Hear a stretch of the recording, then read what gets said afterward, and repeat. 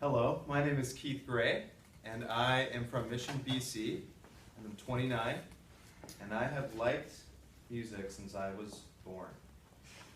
Maybe before that. At an early age, I found that I wanted to dance when I heard music, and it made me want to move.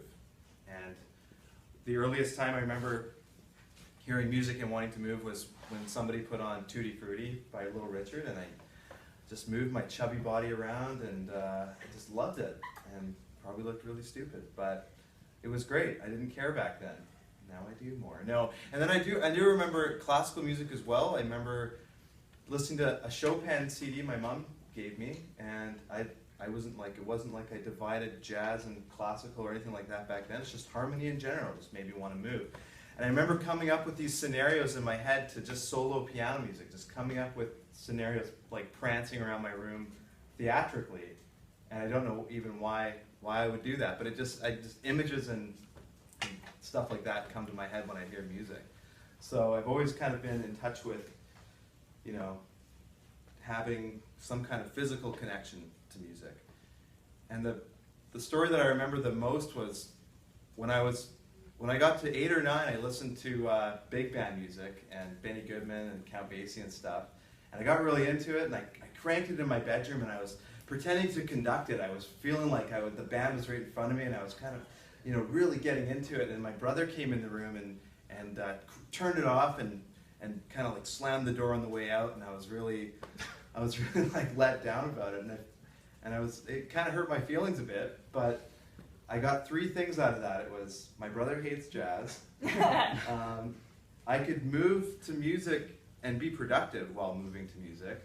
Conducting a band is being productive. And you're getting something out of it physically, so you have a physical connection.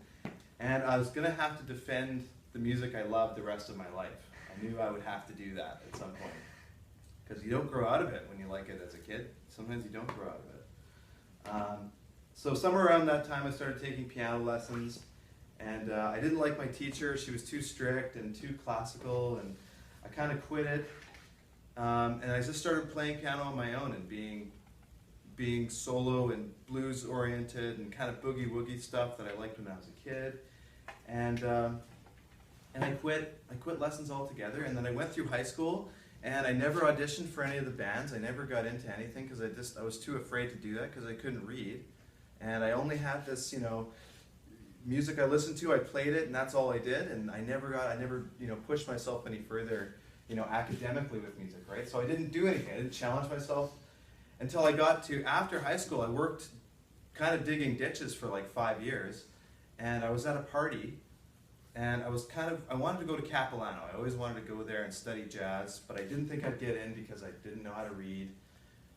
And I was at a party with my parents, and one of their older friends came up to me and said, do you want to go to Capilano? And I said, yeah. And he said, well, why aren't you there now? And I said, well, I don't think I'll pass the audition, and I can't really read that well, and and I don't know, I just don't really feel like I can make it in. And he said, well, what do you have to lose? And I was like, what do you have to lose? I'd never thought about it like that simply before, like, if I don't go and audition, I won't be any worse off, but if I do go, I have a chance at achieving my goals. So that's kind of my inspiration and, reasoning behind going to a school and making some other kid enlightened by wanting to go do the same thing I did and not be afraid of taking chances and just get right into it. So anyway, thanks for listening, y'all.